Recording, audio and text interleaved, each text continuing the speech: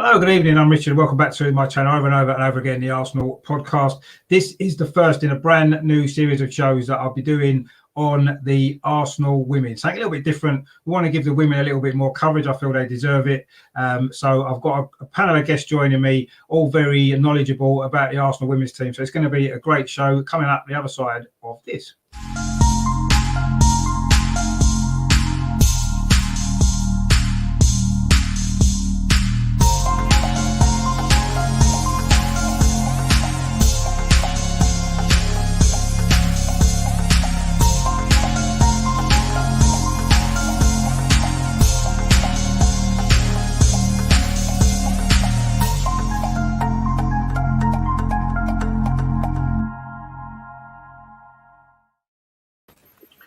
So, good evening. I say we're looking forward to this show. Obviously, the Arsenal women's show. We're going to be talking about the fantastic Arsenal women's team, which they don't maybe get enough publicity. So we're hoping to put that right on this show on a regular basis. As you can see, I'm joined by some very special guests tonight. If we start, obviously, next to me, it's Andreas. Just introduce yourself, Andreas. Whereabouts are you from? And obviously, how did you get into the Arsenal women and that kind of stuff? Yeah, good evening, everybody. My name is Andreas. I'm from Germany. I'm a Gooner from Germany. And I started watching the women's football just when with Miedema played at Bayern Munich, which is my German team. And then 2 years later, she went to the Arsenal. So I had to follow the Arsenal women's team. And Vicky Schnatterbeck is one of my favorite players at Bayern Munich. And I was in contact. Even we were exchanging private messages. And when she went to the Arsenal, I promised her I'll come to London and watch you playing. And so I'm a follower of the Arsenal women team now. Fantastic! What a great story. That is brilliant. Being friends with one of the players, that's even better, isn't it? What a great story. And also joining us tonight as well, it's Matt. How you doing, Matt? Welcome to the channel. What about yourself? What's your story with the Arsenal women? Hi, Rich. Glad to be on. Well, I started watching women's football in the 2015 World Cup, and my love for women's football grew from there. I'm currently, unfortunately, just outside Liverpool, so I've got good access to women's football, but Arsenal has been my one love. I was lucky enough to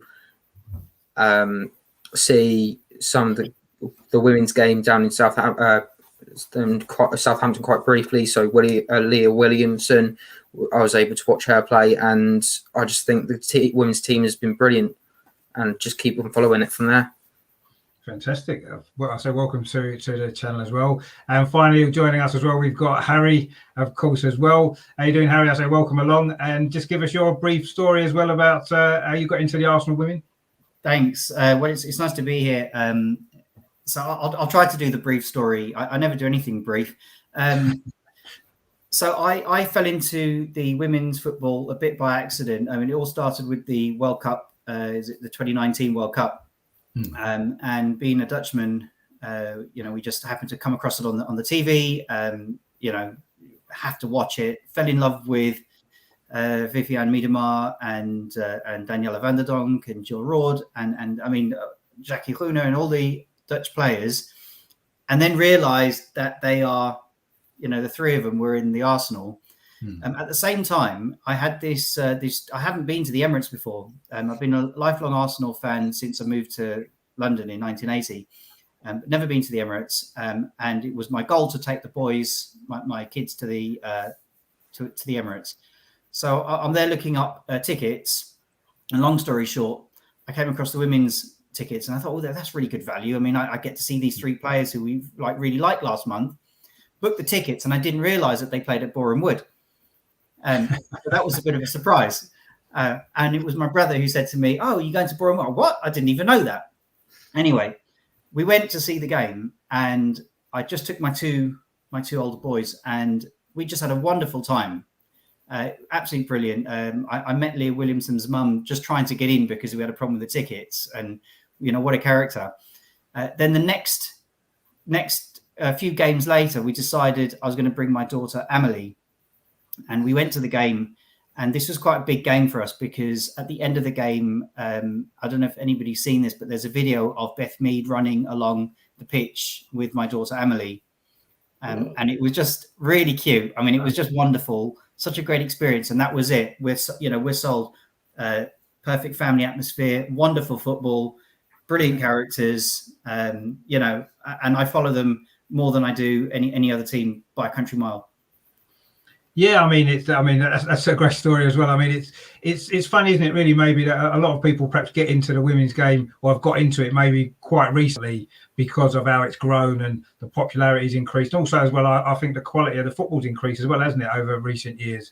I mean, obviously, Andreas mentioned that, was it the 2015 World Cup, wasn't it? I mean, that was, since then, the improvements in the game have been massive, haven't they? The way it's moved forward. Since that point, it's been fantastic, and it's been great to watch Arsenal. I mean, I've been following the Arsenal women pretty much since the beginning. Actually, '87 when they were formed, wasn't much going on then. It wasn't really a proper league or anything, but obviously I've been following them ever since. Really, I've sort of not as closely as maybe the last few years, but they've always been part of Arsenal. I've followed the men's team around a lot, and the women's team have been a big part of that as well in recent years. And I think it's just grown massively, hasn't it? The standard of the standard of football is absolutely outstanding. I mean, when I have conversations with other people who quite frankly, I don't want to use the wrong term, but just they lack the education in what women's football actually offers. And you get comments like, "Oh, they don't play as well." The fact of the matter is, if you just take the women's football and you stick them in the big glitzy stadium with all the buzzing lights and all the TV, you will see far higher quality football than you do across the men's. I mean, when you see shots that Jordan Nobbs takes from outside the box, I mean, it's just stunning. I mean, Katie McCabe's free kicks, you just cannot beat that kind of quality. I mean, as an Arsenal fan, loving the men's team as well, you just beg for that quality. We will at the moment, certainly. I mean, we was just saying before, we don't have a lot to cheer with the men's side of things recently, but the women have certainly filled that void, if you like, for many of us, which has been great. And I agree. I mean, some of the quality of the football now is unbelievable. And I think sometimes it's maybe wrong to compare the men's game and the women's game, because it's completely different. And it's, and I think too many people maybe look at the men's game and think, oh, it's a lot faster, it's a lot more physical. And the women's game's a completely different game, isn't it? They're not rolling around pretending to be injured. And anything. Yeah. No, it's more real for me. It's more like football used to be. It's a throwback a little bit, which I enjoy, actually. And that's one of the great things. I mean, what I really wanted to do is start off perhaps by looking at this dude, actually.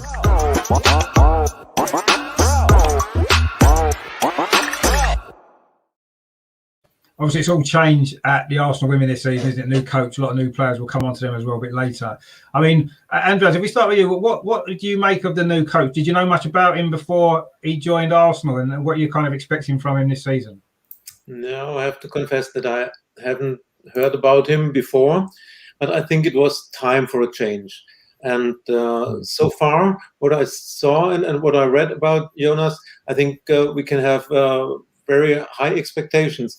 He prefers the pressing, and one of the first things he said in the interview was, we must start winning the big games. We must be competitive in the big games against Chelsea, Man City, which we all lost in the last years, and we have to adapt and press higher. And this is a high expectation I have on him. And he's very loud, as we heard on the sidelines, while Joe was silent, only sitting on the bench. So let's see how the players adapt to his style. But I think we can expect a lot from him.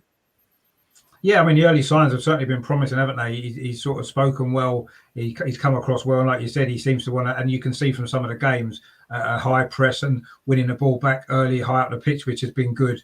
I say maybe a slightly different style to what we were used to. I mean, Matt, did you know much about Jonas before he joined us, or was you not really aware of him much?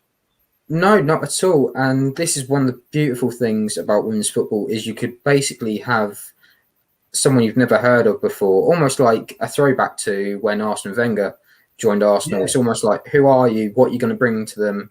What?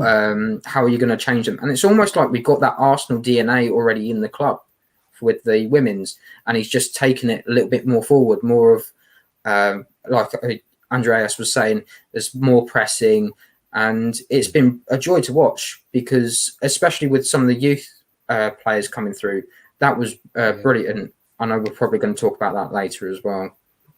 Yeah, no, exactly. I mean, and it has been a big change and maybe a breath of fresh air. And I think I agree with what Andrea said before about it was maybe time for a change, wasn't it? You know, I think we'd maybe gone a little bit stale under Joe, as great as he was, of great success he brought us, but I feel we had maybe gone a little bit stale. I mean, Harry, did you know too much about Jonas before, or is he a new name to you as well? So he was somebody the name rang a bell because it's not so much that I follow Rosengard, but I know people who follow Rosengard, and I sort of heard the name whispered around.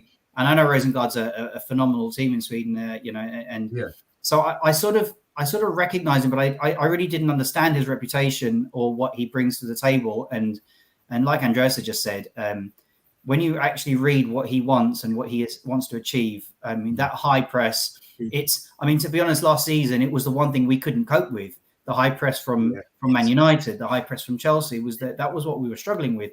So to stop playing out the back all the time and push forward and I think what he's done in terms of building the team, the way he's developed that midfield. I mean, what Ibuichi's done in just the last couple of games. I mean, and I think was it he who said it, or was it the assistant coach who said she's only been here for a couple of weeks? Just think of the prospects of the future. I mean, it's phenomenal.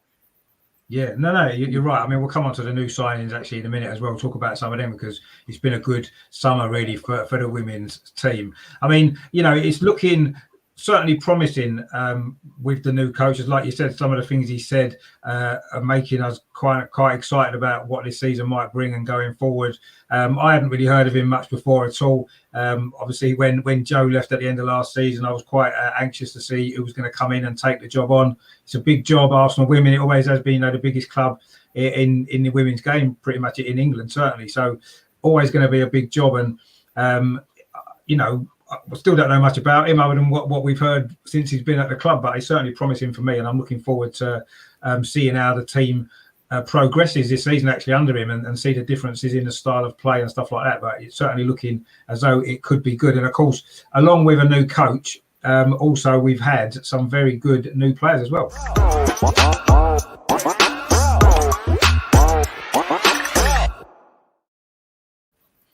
So there's a picture there, obviously, of 5 new signings that we've brought in. Of course, one of them very, very recently, only yesterday, of course, Tobin Heath joined, but there was obviously a few before that as well.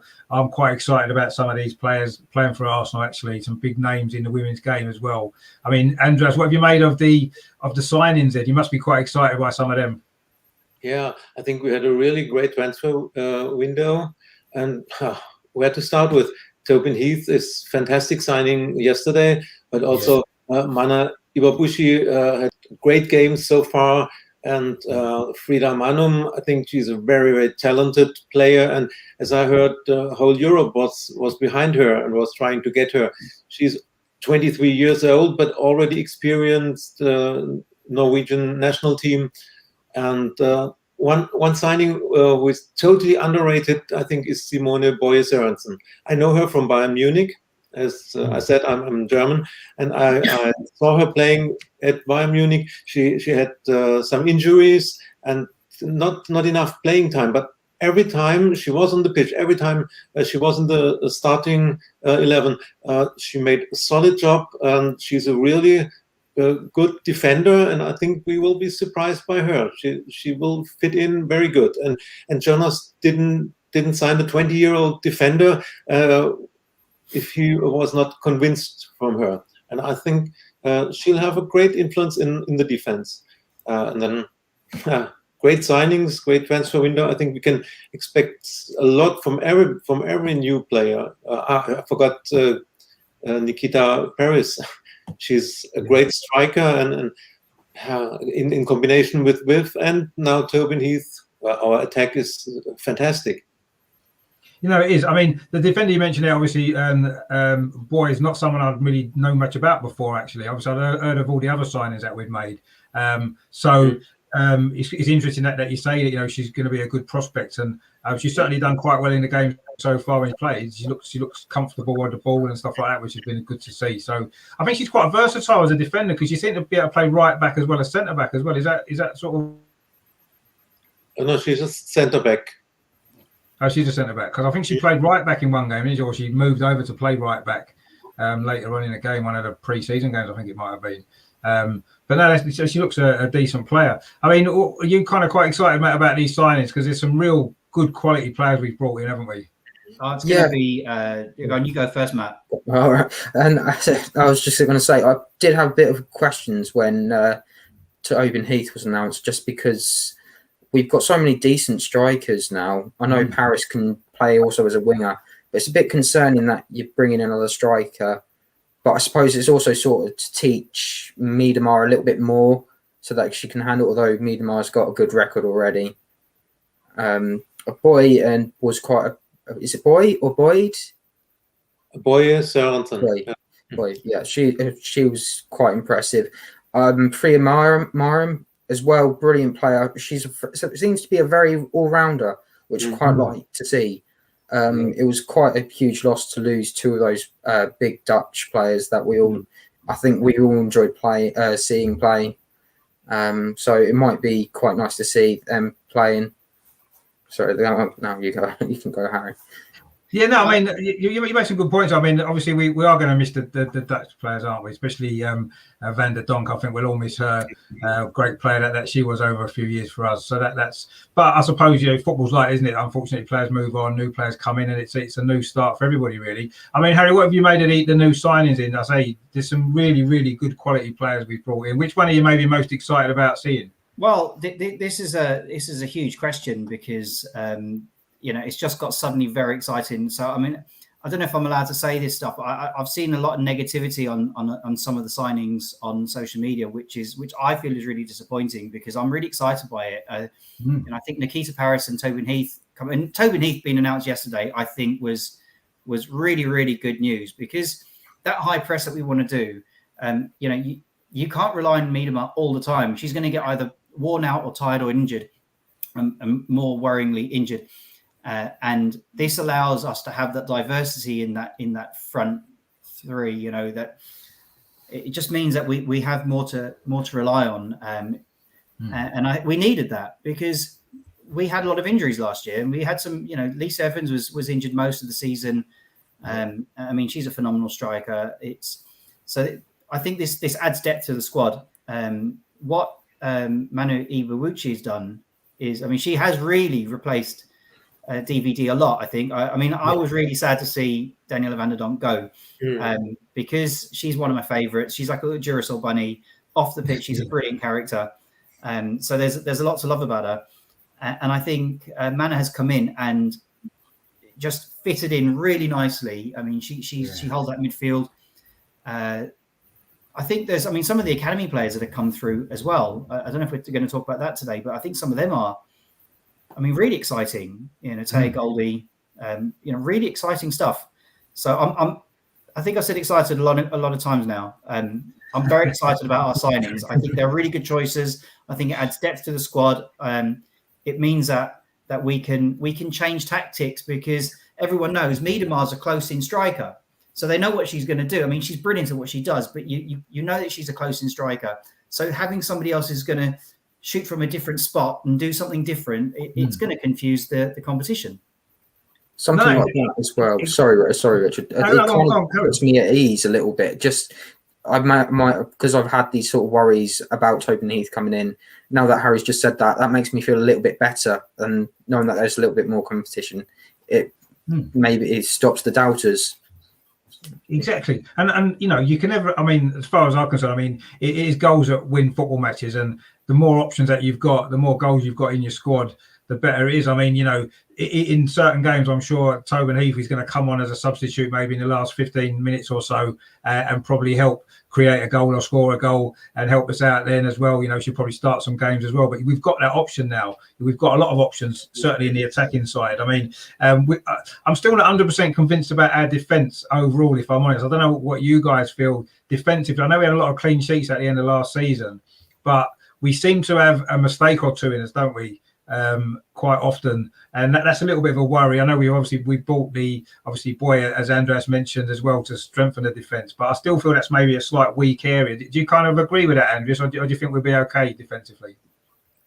I think we were missing Jen for a lot of matches last season, so she's back now, and we get Steph Catley back.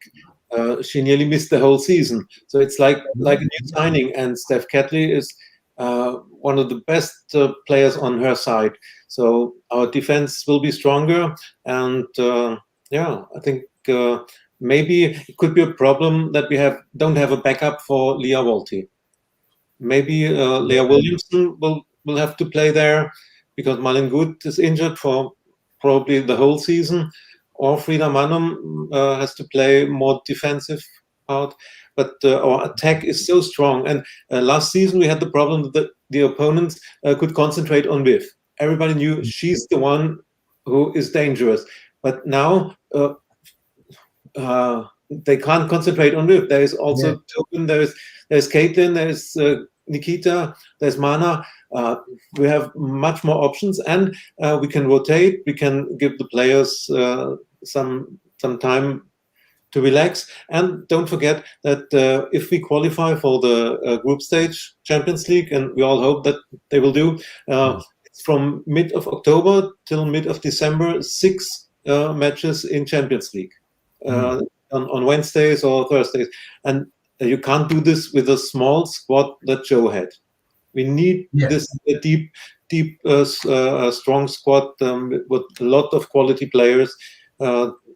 It's Champions League. It's FA Cup, 2 FA Cups.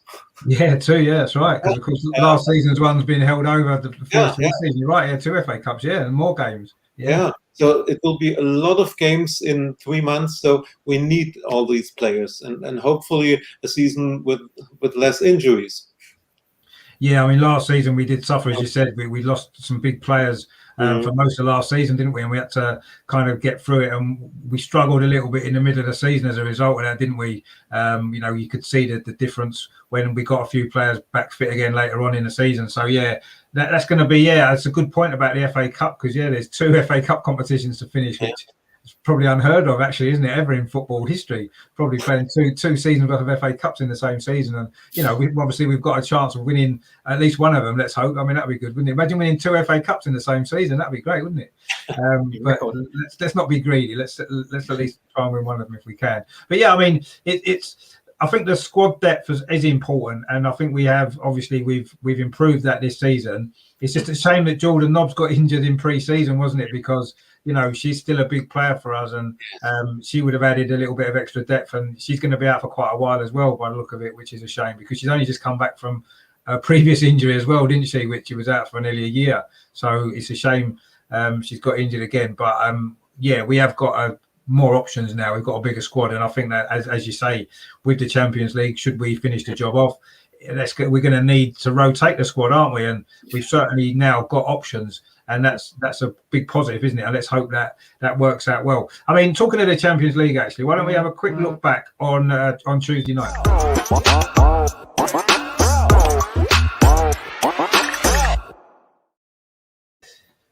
I mean, we sort of got the job done. 3-0 in the first legs, probably a decent result. No away goals conceded, and they didn't offer enough of a threat for me that they're going to score 3 or 4 in the second leg. But I was slightly disappointed that we didn't maybe really kill it off and score a few more goals.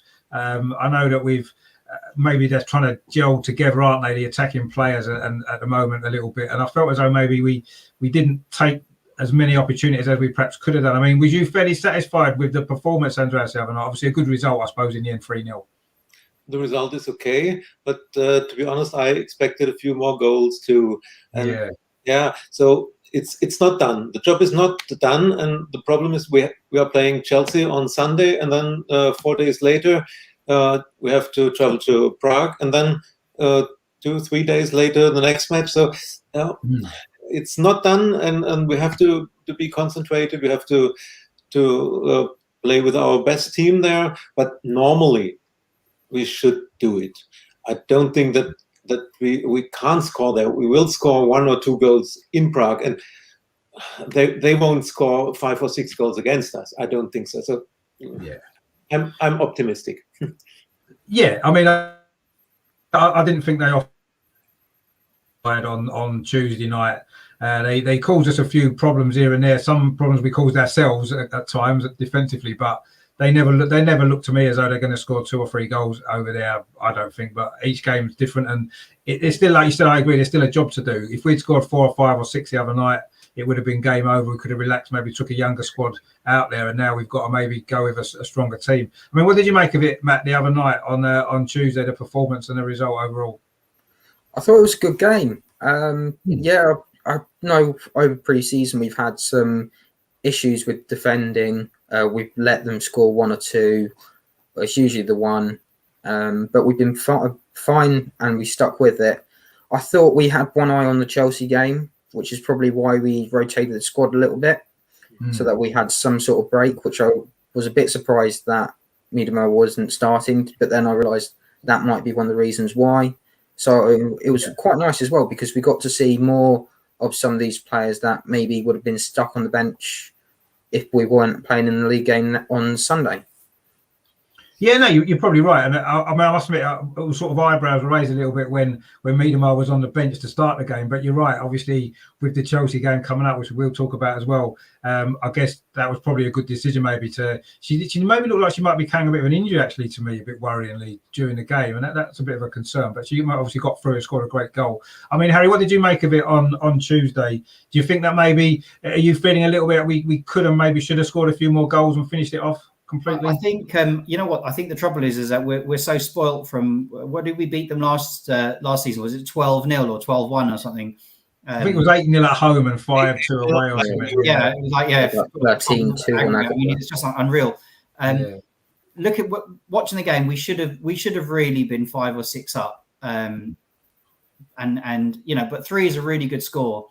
I think, like Matt just said, we had to rotate the team. We had one eye on the game on Sunday, and I think that's the right thing to do.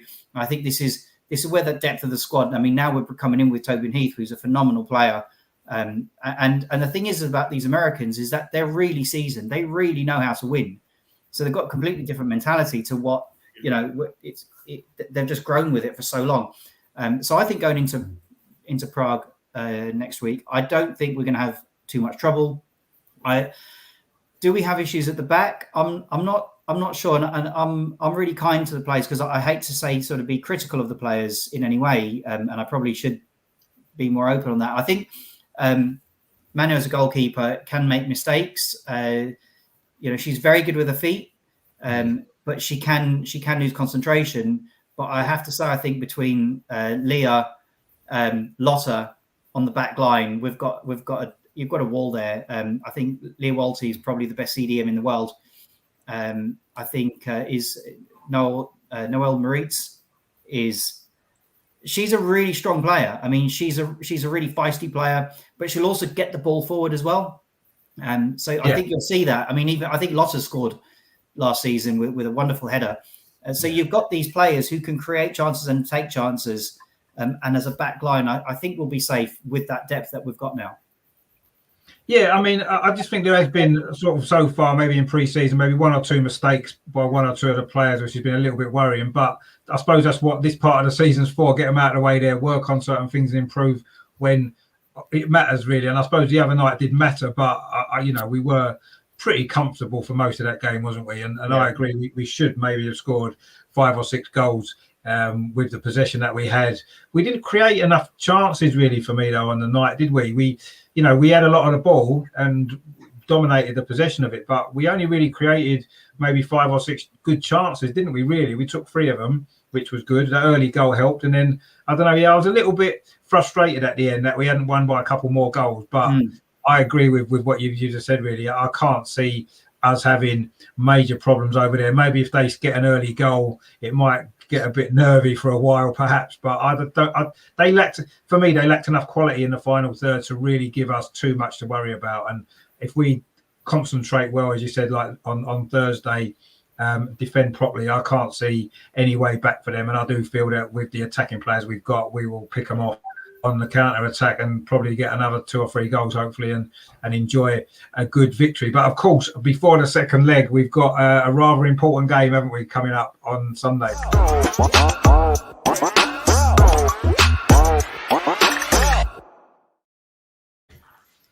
So couldn't be a much more difficult opening game for us. We've not beaten Chelsea, have we? For I think is it 7 or 8 last 7 or 8 games that we've played against them in all competitions since that 5-0 victory that we had a few years ago, which was great. But yeah, they seem to have a little bit of a sign over us, don't they? We can't seem to get a result. And if you remember the home game against them last season, they equalised with an own goal, didn't they? In the final second of stoppage time, we just scored ourselves, and they hadn't lost. At that point, they hadn't lost for about 30 odd games, and we almost got their record, but they did scrape a lucky equaliser. So we don't seem to have a lot of luck against them. And if you remember the League Cup final the season before, when again they scored in the last minute, didn't they? When we dominated that game. So I don't know what to make of this one. Obviously, we've got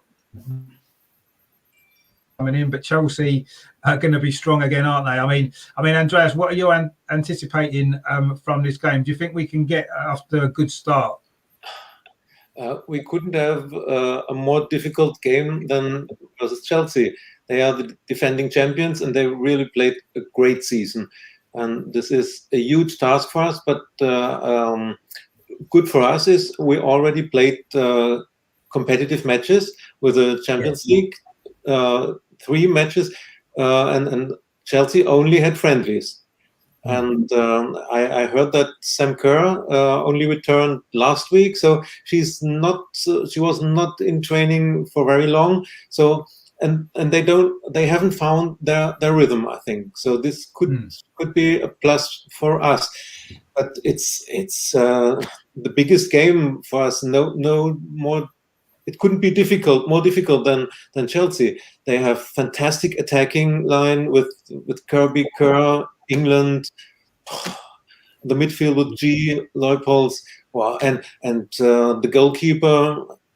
This is Ann-Katrin Berger. For me, she was the best goalkeeper in the world in the last season, and that's a point. I don't see Manu Zinsberger as a goalkeeper who could make the difference in such a game. She's always good for a silly mistake.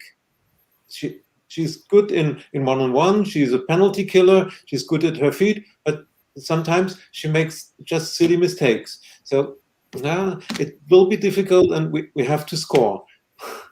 I don't think it will end with a 0-0.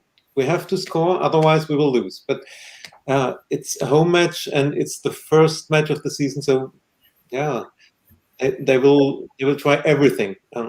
I hope that at least a draw, but I hope we'll win 2-1.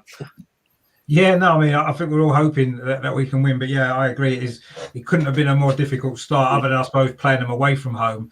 And it is at the Emirates, and hopefully there might be a half decent crowd in as well for the game. Cheap tickets are there as well, so that might help as well. I mean, so usually we play them obviously at Boreham Wood, so a bigger pitch. I don't know whether, obviously we did play them actually, didn't we, at the Emirates in pre-season? I know we won, although that was a largely youth team for both sides in the second half, wasn't it? So I don't think we can read too much into that particularly, but it was not always nice to beat Chelsea because it doesn't happen very often. I mean, Matt, what are your kind of thoughts on Sunday's game? Are you fairly confident that we can get something, or do you think that it's just going to be, as Andreas rightly says, probably the toughest game of the season?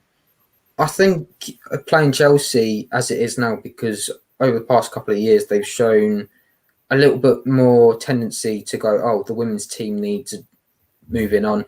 Emma Hayes is brilliant. She does binderful of tactics and research on the teams. When she was doing the Euros, I think that was an Instagram post, and she was showing one of the pundits her binder full of notes. So you know what you're getting with her. It'll be an interesting one. Like you said, it's at the Emirates. The women haven't played there a lot, so it'll be quite an interesting one. But it's also one that's going to be on Sky as well, so it'll be quite interesting to see how the response is to that, because it's more open. It's not just on BBC anymore. It's going to be, you hope it's going to be a bit huger now. And cheap tickets, so people are probably going to be wanting to go to the game. The only issue is that England are playing on the same day a bit later on. So hopefully we get at least half stadium. You never know if the atmosphere is good inside the grounds. Hopefully get a win, and maybe that win against the them in that is it the Mind Cup that we played in? Yeah, that's right. Yeah. Maybe that might be the tipping balance, just to get that added boost of confidence. It would do them quite good if we could get a few goals in there as well, but you never know with these sort of games. No, I mean every time we play Chelsea, or it seems quite often, we're the better team. We dominate the game and still can't beat them for whatever reason. They sneak a goal somewhere along the line, don't they? And that kind of worries me a little bit. But I think maybe in our favour, the fact that I'm assuming that we would have trained on the Emirates pitch this week to get used to it. And obviously Chelsea wouldn't, they're not used to playing on that pitch because they normally play us obviously at Boreham Wood. So that might possibly go in our favour. The crowd, as we've said, as well, possibly will. We'll have to wait and see. I mean, Harry, what's your expectations for Sunday? Are you confident? Obviously, first game of the season. I thought Andrew's made a good point actually about the fact we've played some competitive games and no one else has. Chelsea haven't. I mean, I know Man City played one the other night as well, but Chelsea haven't. So do you think that's going to be an advantage for us? I know the opposition hasn't been great that we've played generally, but do you think that might help us? Okay, so here's the thing with Chelsea, and I suppose we are live. Everyone can hear what we're saying, right? I live 5 minutes from Kings Meadow. Wow. And we've got a policy, and we drive past it a lot. Every time we drive past it, I slow down the car. The kids turn and go, "Boo Chelsea!" Is what we do. One of the first games we went to wasn't the first, like the third game we went to or fourth game we went to was when we lost 4-1 to Chelsea at Boreham Wood, and Beth scored that lovely goal which just filled our hearts. But it was it was tough to watch. So this one's close to my heart. I'm going to be there on Sunday. The kids are going to be there. We absolutely cannot wait. I think the big difference here is that Chelsea's our nemesis. We've always felt, we can't beat Chelsea. And that is with Joe. Now we've got Jonas, and I think the mindset's going to shift. Because every single time we play Chelsea, every single game preceding, we've got tactic. We've got a system, we play it, we've got the same squad, and it goes and it's worked perfectly, and we win. We go to Chelsea, Joe used to change everything. Completely different setup, different squad, more in the back, not enough in the front, and it's all defensive, and it doesn't work. I think that we're going to see a really high press. I think Jonas is going to change that mentality, and we're going to push. We can swap players around. We've got really good wingers. I think we're going to win this. I'm predicting a 2-0 or a 2-1. I agree with that, Andreas, about Manu can sometimes lose concentration and a goal can get snuck in. But I think we're going in with a different mentality. We beat them already once. I know it's a slightly different scale down squad, but the fact is we beat them once already. It's on our home turf. We're going to be there. We're going to be shouting out loud. We're going to win.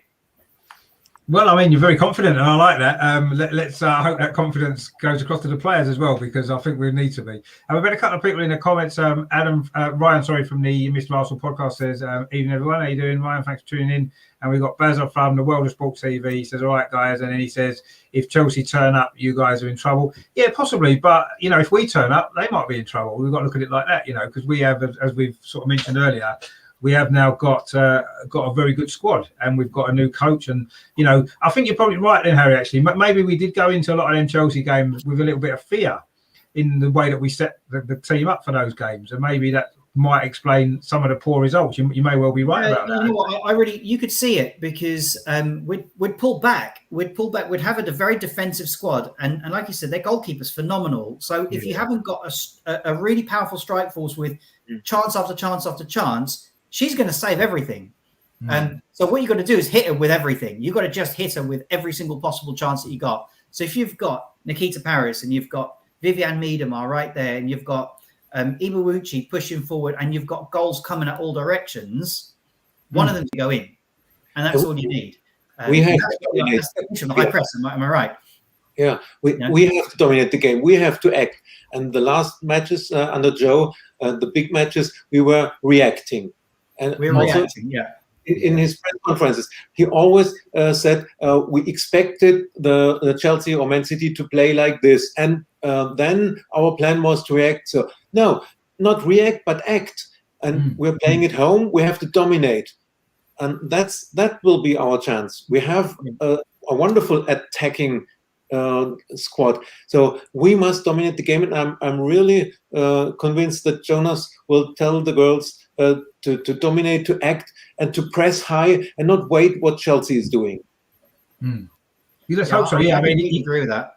He certainly seems that he's that type of coach, isn't he? He's going to put us on the front foot and go at them, and let's hope that we do, because if we do that, we've got a good chance. I mean, what I want to do actually is maybe if all of us can maybe run through what we think the starting lineup might be. I know it's a little bit difficult to predict for the first game, but I mean, Andreas, what would you say? What would be your starting 11 for this game if you was manager? Starting 11, oh, very difficult. Maybe I would prefer Lydia in goal, and then Noelle, Leah, Lotta or Simone, and Steph Catley in the defense, and Leah Walty as number 6. Kim Little, of course, Mana Iwabushi, Viv, of course, and then Katie, Caitlin, well, starting, yes. Okay, no, I mean that would be a good sign. I mean, it just shows, isn't it, when you think about it, there's so many options. It's actually difficult to pick an actual 11, isn't it? Because there's so many good players. I mean, Matt, would you go much different to that? Is there anything different that you would start with? No, I don't really think. God, to be honest, I'm still trying to remember who's in the squad. This is the problem I have. I'm trying to just remember everyone's names. There's probably names out there that like. You could go 4-3-3 with Viv up top and Beth and Nikita as the wide players. You might have Frida as the defensive midfielder and Kim Little and Katie McCabe in the middle. I think that's kind of the good thing that we've got, which is we've got so much variety in players that can play in these sort of positions. It makes it even better. And I think maybe just bringing back a little bit, might be getting a bit lucky on the set pieces a little bit more as well, because the Emirates is such a big pitch. We might need to use that and make sure it's there for the taking. Yeah, I mean, I think obviously any free kicks or anything around the box, Katie McCabe's delivery is usually extremely good, and we need to maybe make the most of those opportunities, don't we, if they come along? And I think that could be quite important. We've got Daniel Harry's in the chat there. He says the new American signing will boost everything. Yeah, unfortunately, she can't play on Sunday because of registration issues and stuff like that, which is a shame, because it would have been nice for her to have played. I mean, Harry, what would be your starting 11? Would you make a few changes to what we've said already, or would you pretty much think that's going to be what it'll be? I mean, defensively, we've got a few options there as well, haven't we? Yeah, you know what? So defensively, I don't think it's an Arsenal team without Leah Williamson at the back. No. I think Lotta Wubben-Moy needs to be there. Jen Beattie. I think Taya Goldie is. I mean, actually, I think she's a force to be reckoned with. You need Kim Little. You wouldn't have a starting lineup without Kim Little. I mean, Captain Little. That's a must. Katie McCabe to me is a staple. Because she will defend and she'll bring the ball forward and she'll take those shots. You need that. I mean, it's a shame Jordan Nobbs is injured, because that's another one who I'd want in the middle. Manu Iwabuchi, I think she's a little rocket. So I'm really excited to see what she's going to do. I think in the front, nobody's mentioned Beth Mead. I really like Beth Mead on the front wing. I think she can put the balls in really nicely. It's like a combination of Leah Williamson's long balls that you rely on, and Beth to deliver them into the box. Viv and Nikita Paris, I think you've got some really good options there. Yeah, I mean, obviously it was a long ball. Actually, Beth Mead did the other night for that third goal. That was almost like a Leah Williamson ball, wasn't it, over the top for Viv to score? So that was a good goal actually. But yeah, I mean, there are a lot of options. I mean, I actually quite like, and I know she's good going forward, but I quite like Katie McCabe at left back actually. She played a lot left back last season, didn't she? And I thought she did pretty well. And then it does then leave maybe options at the front. You could have Beth Mead and Nikita Paris playing wider, Viv, couldn't you? Or Caitlin Ford could be in there as well. So there are a lot of options. It's quite exciting to, when you think about the team that could play on Sunday, it is quite exciting to think of all the different options that there are. But I think that, Kim Little's almost guaranteed to start. Leah Williamson should start. Good sort of core there. I mean, if Viv's fit, you'd imagine she'll start. And I think Manna as well has probably got to start with how she's played. So, and then build the rest of the team around those guys, really, for me. And then we've got enough quality there, haven't we, to, a few good players on the bench as well, to come on. Hopefully not necessarily to get goals, but come on anyway and maybe seal the game for us. Daniel in the chat there says, great to see Kim retire from international football. Gives us a fit master in middle for a season that could well end with a title. Well, yeah, I mean, it's going to keep her a bit fresher, isn't it? And as we touched on before, with all the Champions League, the 2 FA Cups, a lot of games for Arsenal this season. So it's probably good that she has retired from the international football, actually. I think it's one step closer to retiring with Arsenal, which is a bit of that would be a sad day. Yes, it will. But I'm sure she's got another year or two left in her, hasn't she? I think, let's hope so. Yeah. And maybe that's why perhaps retiring from international football might extend her Arsenal career a little bit longer, maybe. Give her a bit of extra rest and stuff like that. Let's hope so. Because you mentioned Caitlin Ford as well. I think, I kind of forget about Caitlin Ford. She brings that pace to the team. She brings like extraordinary pace, and she runs like a little bunny rabbit. It's brilliant. It just that's the sort of thing that we can, depending what's happening in the game, you can bring her in. It changes the dynamics of the game entirely. Yeah, it does. I mean, she's quite a physical player as well, isn't she, Caitlin Ford? She's strong. She can hold the ball up and she can win it back, and she maybe fits quite well with what Jonas wants it from the team anyway, because she's going to try and win the ball back high up the pitch, isn't she? Anyway, that's her natural style. So I think that we could see some good things possibly like from her this season as well. I think that could be pretty exciting as well. And another, like I said, another option, even if she's on the bench, can come on and cause a few problems later on in the game, for the Chelsea defence. But yeah, I mean, it's a shame we have to play Chelsea so early. And of course, it's Manchester City in game 3 as well, isn't it? So we've got to play both of them quite early in the season, really, which is, I suppose it might give us a bit more of an idea of where we are in terms of competing against those two teams, because that's the benchmark, isn't it, for where we want to be.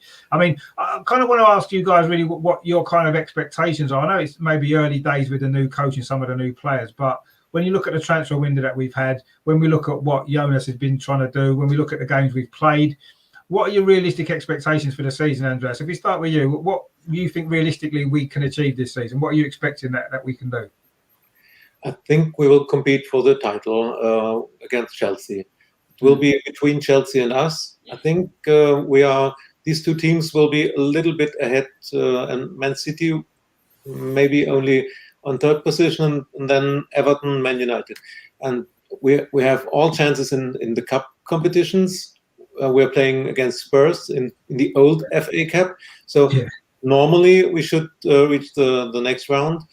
And so at least I think it's possible to win at least one title. And let's see. We have to reach the group stage of Champions League. There's still one match to go.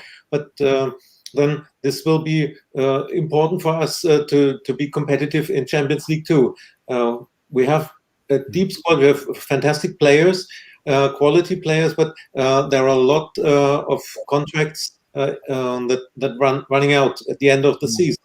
So if we don't compete for titles, if we are out in Champions League too early, then I don't think there will be a chance to keep with or other players' contracts that are extending. But my expectation is that we can compete for titles, and maybe one or two title can be won. At least we have a strong bench this year. Yeah. If we don't get too much injuries, then we have a really strong bench. And this was one point we were missing under Joe. I remember that we had on the bench 2 goalkeepers and 2 or 3 academy players, and that's all. Yeah. No, last season we did struggle, didn't we? Yeah, we did. There was a spell in the season where we really struggled. to get enough players to fill the bench. So this season we don't look as though we're going to have the same issues there, which is good, and the quality that we've got coming in. I mean, Matt, what are your kind of expectations for the season? I mean, I know we'll have to wait and see how all these new players fit in, but the early signs are promising, certainly, aren't they? Yeah, I think when we signed Mana quite early on, she was with I believe Andreas has already mentioned that she was with Viv and Lisa over in Bayern Munich, so that's kind of helped a little bit. But I'm hoping that we're going to push more for the league. I think it was something like 8 or 9 points that we were off the top by. So if we can start off by winning these games, especially against the top two of City and Chelsea this early on, that's a good sign. They also drew their game against, was it Atletico on Wednesday, so they're not fully fit, so that might be an interesting one. We've also got as Andreas also said about the FA Cups, and we've also got the League Cup to worry about as well, so I'd like to see a trophy coming back. But as long as we can make some sort of way in the Champions League, we only got to the quarterfinals last time. If we can go maybe a step further, so show some ambition, perhaps some of these players, as Andreas might say, we might be able to keep hold of them and say, look, we're going forward. We want to build on this team, keep going forward with it. And hopefully that might be a good indication as well with some of these youngsters coming through. Lotta's still quite young. Ruben Mace has gone to Man City. I've just nearly said that one. I'm trying to think of the other one. Anna Patton was the other one I was thinking of. So hopefully some of these youngsters keep going, like Goldie, and that will be a good telling sign. As long as we can keep up with the top two, maybe push the gaps. If we can get a title, that's a bonus. Yeah, no, I agree. Obviously, Daniel there in the chat sort of said what you were saying there. The team can win the title. It's the games between Arsenal, City and Chelsea. Yeah, Everton may upset the cart. Yeah, Everton look as though they've got a decent squad as well. But yeah, I mean, like you said, we were 9 points, whatever it was, off the title last year. And ultimately, that came down to the games against Chelsea and City as much as anything, didn't it? If we'd managed to pick up results against them, I think we got 1 point, didn't we, in those games put together? So that's not enough, is it? And if this season, if we can get 6 or 7 points from them games, then that's going to put us in a really stronger position. I mean, Harry, what are you kind of? I know you think we're going to beat Chelsea, which would be a good start. Do you think we can go all the way, maybe, and win the title, and maybe 1 or 2 other things as well? Yeah, good question. I'm really with Andreas on this, and trying to put my reality hat on. I think we have a good chance to compete for the title and hit either one of place 1 or 2nd. It's going to be either us or Chelsea. Let's face it. I think to beat Chelsea at home is a really tough call. If we could create a win and create a draw at their home, that's a big thing. But I agree. I mean, the worry for me is exactly what Andreas said: is that keeping the quality that we need, keeping Viv especially. We need to win trophies. We need to really compete. We need to show that we can get to the Champions League semis or even Champions League finals. I think it can be done. I think we've got the depth of squad to do that. Whether we can, I think FA Cup we can definitely do that. I think one of them, at least one of them. Yeah, at least one of them. We've got 2 shots. Yeah, exactly. We've got the Champions League. In Europe, there's a lot of good teams out there. Barcelona and Lyon, they're looking very strong. But can we do it? It's a possibility. But end of the season, it's going to be between us and Chelsea. I think Man United have lost too many good players. Yeah, we've picked up Toby and Heath as a result. Christian Pressing isn't there anymore. Lauren James. Yeah, I mean they've. Yeah. So I think City. And the manager as well, of course. The manager's gone as well, Man United. So yes, yeah. So I all we need to do is pick up Jackie Froon and bring her across, and we're good. Yeah, no, that'd be good. We've got a comment in the chat there saying that we 100% should be going for the league title. I think we should be going for it. Definitely, improved depth of squad will help us and brilliant new players. Exactly. I mean, that's pretty much sums it up, doesn't it? That's where we are. And I know it's very early in the season. Obviously, the first game to play Chelsea, but it maybe give us a little bit of of a marker in terms of, I mean, what you mentioned before, Harry, about maybe previously we've gone into them games maybe to try not to lose as opposed to going to try and win them. And it'll be interesting to see how we approach a lot of the games. I mean, in a way, maybe it's good that we played Chelsea and City quite early on, because if we were to get 4 or 6 points from those 2 games, then wow, we're in a really good position early on, aren't we? And then everybody's trying to catch up with us. And we do normally start the season well, don't we? I don't know what you guys think. I tended to, from what I've seen of the team so far this season, I know it's early days, but I felt as though, certainly under Joe, when we played the poorer teams, you kind of knew we were going to probably win 7 or 8-0, and we did that quite often. Whereas with this team, you get more of the feeling that we may win those games 3 or 4-0 and not get as many goals as maybe we used to before for whatever reason. That's the feeling that I'm getting. Do you think that's probably fair, Andres, or do you think maybe we will go out and still win a few games 8 or 9-0? Yeah, the last 2 seasons, our problem was we were winning every match except the big matches. Yeah, and you only get 3 points. It doesn't matter whether you win 6 or 8-0. It's only 3 points, even if you win 1-0. So maybe this will change in the minds of the players. And yeah, but as we all said, the 2 matches, Chelsea, Man City, in the first 3 weeks, very important. And then we'll see where the way leads. But once again, Chelsea hasn't played a competitive match so far. That's our chance. And if we dominate the match, I think they will get problems because the defense is not the best. They're still missing Maren Mjelde and Annick Nguyen, this new Dutch player. She's new. She hasn't played too much with Magda Eriksson together. So maybe this is our chance. We have to be aggressive. We have to dominate. And yeah, let's do this. Don't react. Just act. Yeah, no, exactly. I mean, I think if we do go on the front foot against Chelsea, we will have a chance. And I say maybe, as we've mentioned, the fact that we have played competitive football already and they haven't, maybe in our favour. Like you said, we've got some new players as well. They've got some new players.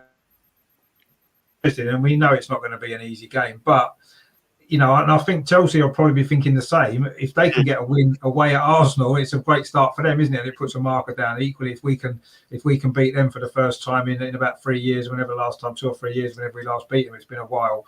That will lay down a marker for us as well. I mean, what I did want to do, actually, we kind of mentioned a little bit before about the sort of academy players that we've got.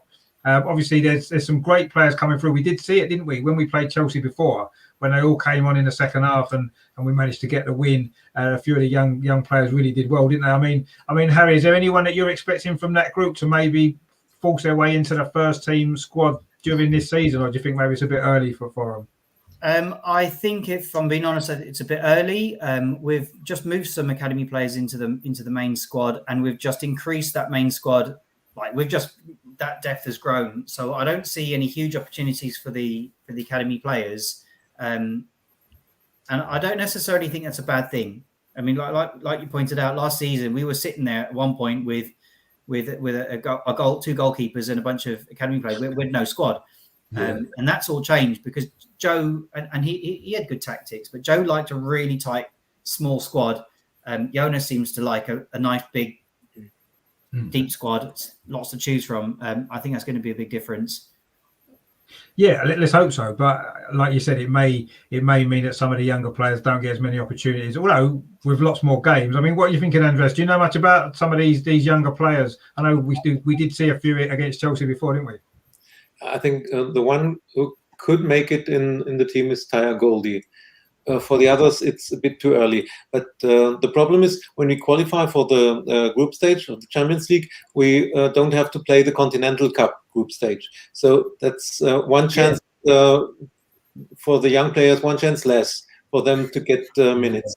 True. It will be very difficult for the academy players. Maybe Taya Goldie can make a few minutes, but that there is definitely talent in the academy players. Yeah, no, it certainly looks that there is from what we've seen. I mean, I haven't seen a lot of them. That Chelsea game was an eye opener when you saw how good some of those were. You're thinking, wow, there's some quality talent coming through as well, which is great for the future. Whether they end up having to move on because they won't get opportunities, we'll have to wait and see. I mean, are you expecting any Matt to maybe break through this season? Obviously, Goldie's perhaps there, as we've said, is probably the main one. I mean, she's obviously played a few minutes in the first team before. Yeah, I think it'll be, even if they don't break through this season, it will be an eye opener for them. It's a chance for them to learn. They're going to be with some internationals within the group who've got a huge range of experience, and it's going to help. I think Andreas and Harry have both mentioned that Tobin Heath is very experienced as well. So even as a defender, knowing maybe how she's going to be acting, you could go up against someone like a Sam Kerr, for example, and for instance, she's probably going to try and win the headers, or she's going to go one way or the other. But it makes you think more as a defender, and that's things that will be good for the development. Even if they go on loan in the January window, it'll be good for them. I'm not too sure if I could say for definite. The one issue I would probably have is in the Champions League, we could play Wolfsburg and Lyon still, or even I think it might be Bayern Munich. It's one of the other top teams that we might have to face. So I was just err on the side of caution not to use these sort of games as development, as some other managers have done in the past. I mean, I think if we can obviously get through the group stage in the Champions League and get into the knockout stage, that's going to be good. Daniel's come up with a couple of names there. He says Daisy Ackerman and also, of course, Freya Yupp, of course, who scored the goal against Chelsea in that pre-season game. She had a really good impact in that game. So, I mean, there's a lot of great young talent coming through, which is good to see, because you know that the future of the club's going to be in good hands, or it certainly appears to be at the moment. And let's hope that we see a few more of them coming through over the next few years and getting into the first team and having a big impact in the way that that Leah Williamson's done, for example. She's done so well. So we've got a history of it before bringing players through. So let's hope that continues, because things are certainly, we're just about to start the new season. It's always a time of excitement. But I think for us, as followers of the Arsenal women, I think we've got a right to be optimistic, haven't we, going into this season, and a right to feel, that big things may be about to happen. Certainly, if Jonas can get this squad to gel, then I can see us having a really successful season. Can we win the league title? It's so tough, isn't it? Chelsea are going to be tough again to beat, as I'm sure we'll see on Sunday. But that would be great, wouldn't it? So if we can get the title back, they took it from us, didn't they, last 2 years? So it'd be nice to get it back again. And we've certainly got the squad to do it. It's just, I think the key games, as we've sort of mentioned, are how we get on in those big games against City and Chelsea. And if we can get a couple of wins there against them two, then who knows? Especially if we do it at the start of the season, we would then be at the top, and everyone's going to have to try and catch us, which will be. If we win on Sunday, it sets the tone. It just sets the tone. Yeah, it just tells us that we can win, and we can.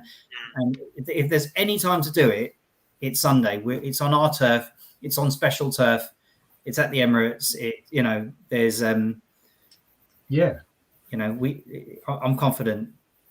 No, I mean, you're absolutely right. And if we are ever going to beat them, it's as good a time as any now, isn't it? In the circumstances that there is in this game, it could be a great time. It's not ideal to play them first game, probably, but in the overall scheme of things, it might not be a bad time to be playing them, actually. And yes, I think what was it Andrea said before about it's coming in between these two European games, and we didn't maybe quite finish it off, did we, properly on Tuesday? There's still a little doubt. I still think we'll do it, but maybe that hasn't fell quite our way as it might have done. Just before we finish, just really want to get a score prediction from you all. Andreas, what are you going for on Sunday? What's your score prediction first for Sunday? Oh, I already said 2-1 for us. 2-1 to us, right? Fantastic. And what about the Thursday game in Prague? No.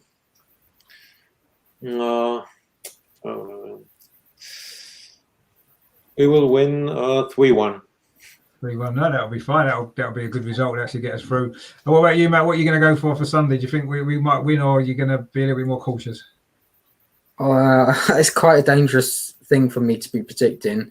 The last time I did a predictor was for a Bergkamp Wonderland, and I said we were going to win 1-0, and it was 1-0 Villa. So I'll predict a 0-0 draw for the women on Sunday, but I think there's going to be it'll be an interesting clash.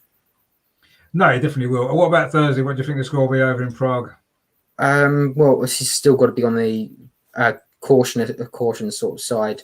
But I think we'll win. I think it will be 3 or 4-0. I think they'll be a bit cautious, and then they'll just throw it in for the last 20 minutes and get a couple more goals just to make it all secure. No, that sounds good to me. And I know, Harry, you sort of predict we're going to win on Sunday. You're still going to be confident? Yeah, I think prediction for Sunday. I think it's going to be a tough game. I think that both teams are going to play with some level of caution. Although I think you're going to see two very, very vocal managers on the sidelines. I say 1-0 to Arsenal on Sunday, and 2-0 on Thursday in Prague.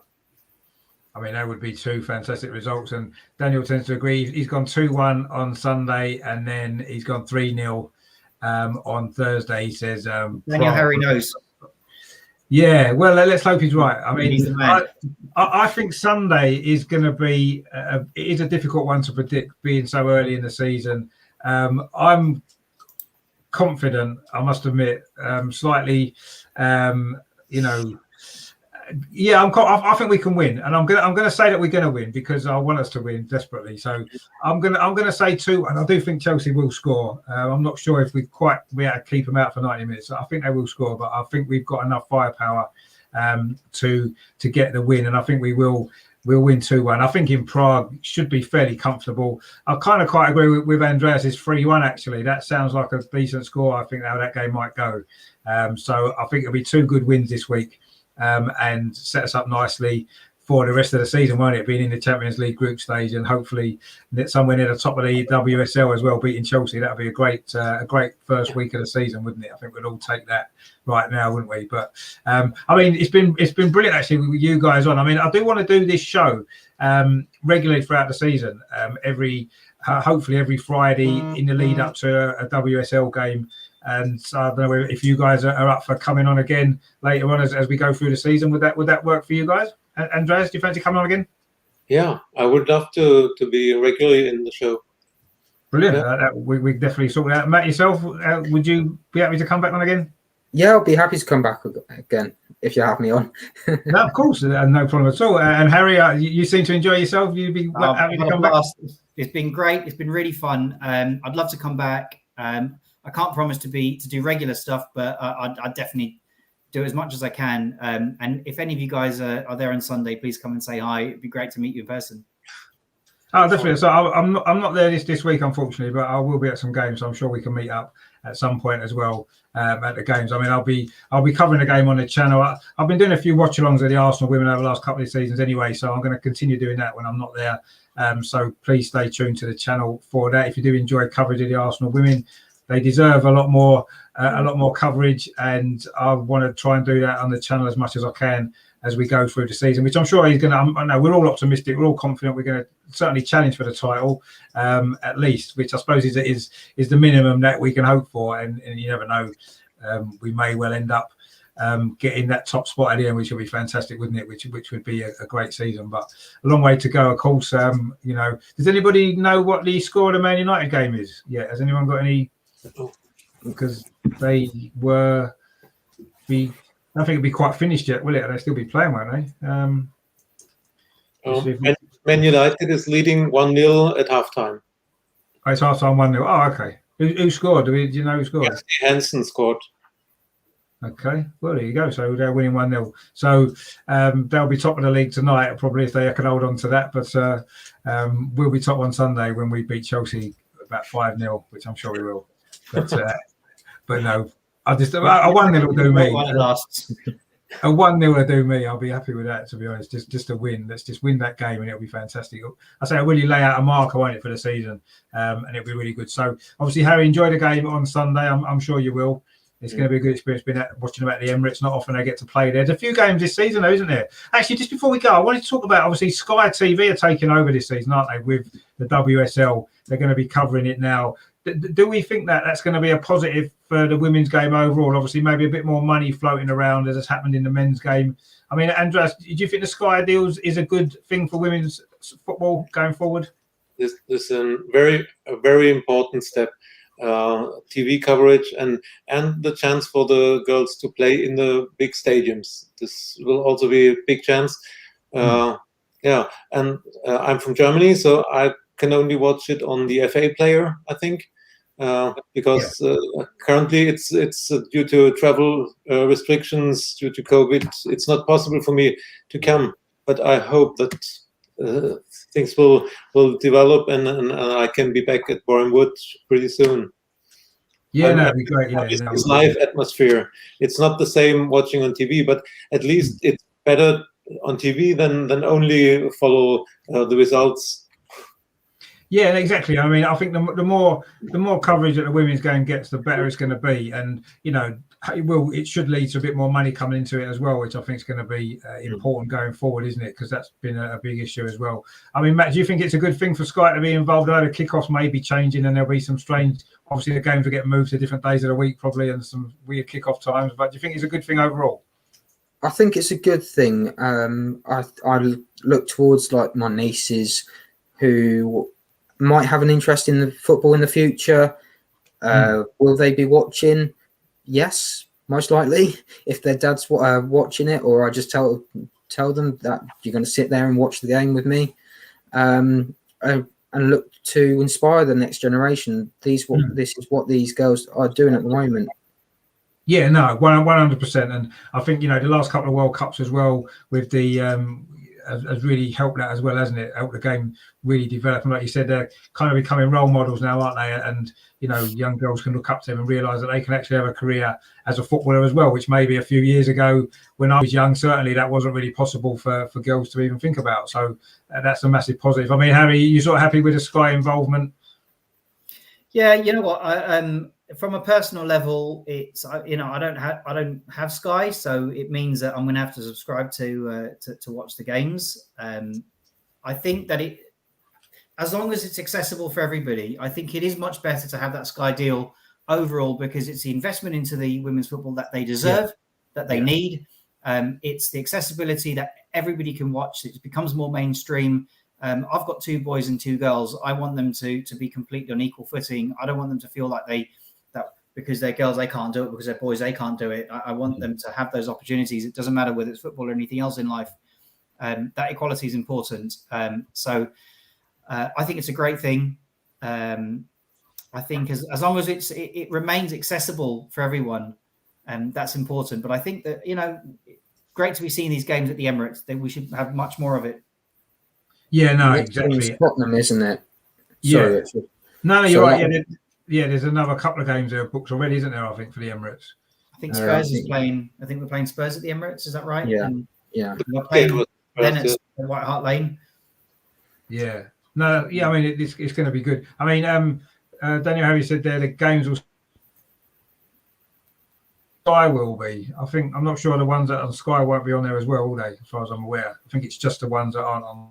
I think it's a 3-way split between BBC, Sky, and the FA player. Right, yeah, no, because obviously we got a game on BBC coming up soon, haven't we? Aston Villa. It's on BBC Two, isn't it? So I mean, it's good that more games are going to be live on the telly, because it does mean it reaches out to a larger audience. Yeah, I mean, you made a good point there, Harry, about watch as well. About the accessibility, though, as well. Like you said, you don't subscribe to Sky. I don't subscribe to Sky either. So that becomes a slight issue in terms of accessibility to watch the games, I guess. But, at least it is getting more coverage, and at least more people are going to be able to potentially watch the games, because it's been a problem before. The FA haven't always shown the games either, have they? Before then, it was difficult to watch any of them. So it's a massive step in the right direction. And let's hope it does lead to a lot more investment in the women's game elsewhere as well. And then, hopefully we'll see the gap kind of changed really. Because I mean, I did a watch along the other night at the Prague game, and somebody in the chat actually put a good point out about, it'd be nice if the Arsenal women had their own stadium separate to, I mean, obviously sharing at Boreham Wood and separate to the Arsenal men's stadium, have their own separate stadium and be like City have.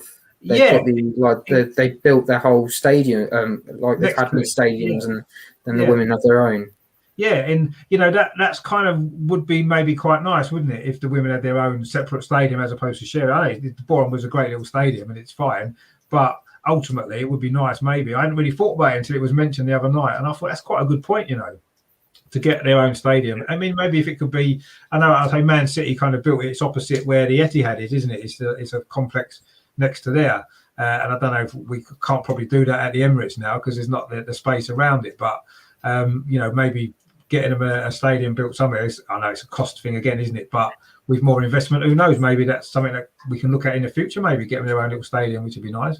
And hopefully get bigger crowds in. I was a little bit disappointed actually with the crowd the other night. Did you go to that game, Harry, the Prague game? No, I so wanted to go. I mean, it's good as my daughter had swimming lessons and I had to take her, so I was a bit gutted that I didn't get to go. But I will be at the next ones that come up at the whoever we play next on that Tuesday night. I'll be there.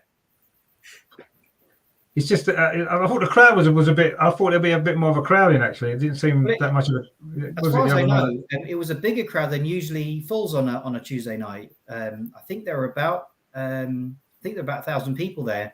Yeah, and usually you get a few hundred. So it's an improvement of what you'd usually see on a weekday. Okay, I mean, I was just expecting a bit more. The first game where fans could have been back, and Champions League game. I don't know. I just thought maybe there was going to be a few more people in, but I'm sure that the crowds will be good throughout the season, especially if we keep winning games. That's going to get a lot and play good football as well, which we have been doing. So lots to look forward to, which is the main thing, and lots to look forward to on the channel as well. If you do like women's football, I say I'll be covering a game on Sunday. It's 12:30 kickoff, isn't it? Quite early, so I'll probably start my coverage about 20 past, go through the team lineup and look ahead to the game. And then obviously we got the game Thursday. I'll get some coverage of that as well. And then next Sunday, unfortunately, I won't be able to do the Reading game on Sunday because I'm running the Great North Run and I won't be around, unfortunately, for that game. So I'll have to give that one a miss. But I'm going to cover most of the games. I will maybe try and do a show on Friday, actually. We can look back on the Thursday night game, look back on Chelsea, and then look ahead to the Reading game as well. If you guys are available next Friday, similar time, we can maybe get that done for then as well, if that suits you. But I can message you guys about it anyway in the meantime. But first of all, thank you very much, Andreas, for coming on. It's been an absolute pleasure. Thank you for having me. No problem at all. And Matt as well, thanks a lot for coming on. Thank you for having me. It was really good fun tonight.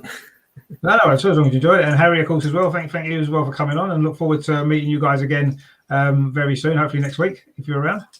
Okay. No problem. Thank you for organising it. No worries at all. It's been a pleasure. It's been a good show. I've enjoyed it, and hopefully again, I say we can do it again, make it a regular thing. So thanks to all you guys for watching as well. Thanks to the guys in the chat who's joined in. It is on YouTube. It'll be on Spotify as well later on. So check it out there if you missed it live. And in the meantime, of course, heading into a big game on Sunday. Let's hope for a good performance from the Arsenal. Come on, you Gunners! 3 points. Let's start the season with a win. Cheers, guys. Speak to you all soon. Yeah, take it easy. Yeah. Cheers. Bye.